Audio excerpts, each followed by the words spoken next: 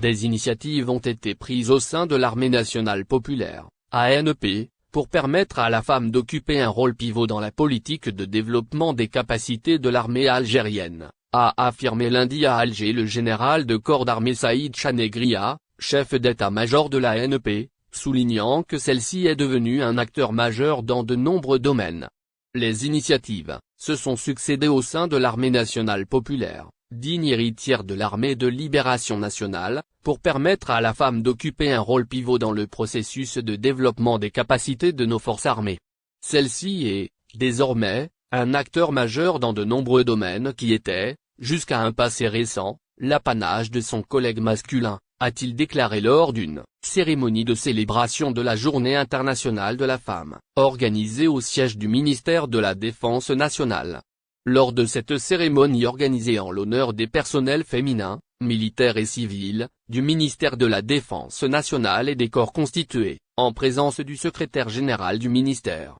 des chefs des départements, du contrôleur général de l'armée, des directeurs et chefs des services centraux du ministère et de l'état-major de l'ANP, Saïd Chanegria a rendu un vibrant hommage à la mémoire des femmes algériennes pour les sacrifices qu'elles ont consentis tout au long de l'histoire. À cette occasion, le devoir m'interpelle à rendre un vibrant hommage à la mémoire des femmes libres et des femmes martyrs de l'Algérie, pour les sacrifices qu'elles ont consentis tout au long de notre histoire, à commencer par les résistances populaires, en passant par la glorieuse révolution de libération nationale, jusqu'aux années de lutte contre le terrorisme, a-t-il indiqué. En effet, les femmes libres et les héroïnes de l'Algérie, a-t-il poursuivi, ont fait face, avec une ferme volonté et une forte détermination, au terrorisme sanguinaire et à son idéologie obscurantiste, traduite par le fondamentalisme et le fanatisme religieux, qui condamnait la femme à l'oppression partout où elle se trouvait, dans la rue, à l'école,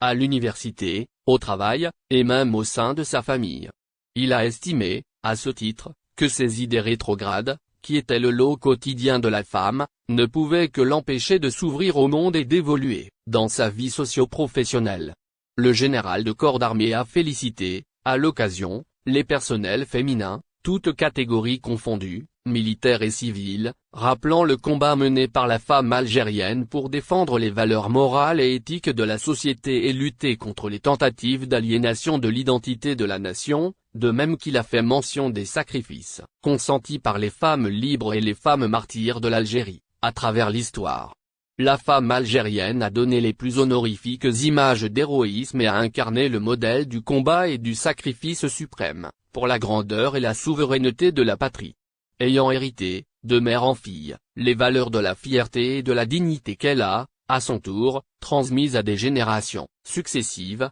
elle a constitué un maillon important de l'unité et de la cohésion de la société algérienne, durant la période coloniale, a-t-il rappelé. Selon chef d'état-major de l'ANP, la femme algérienne a, ainsi, su préserver les valeurs morales et éthiques de la société algérienne et s'est dressée en rempart solide contre toutes les tentatives d'aliénation de l'identité culturelle et civilisationnelle de la nation, profondément ancrée dans l'histoire. À l'issue, le général de corps d'armée a tenu à honorer des personnels féminins, militaires et civils, exerçant au niveau des différentes structures de l'ANP et des corps de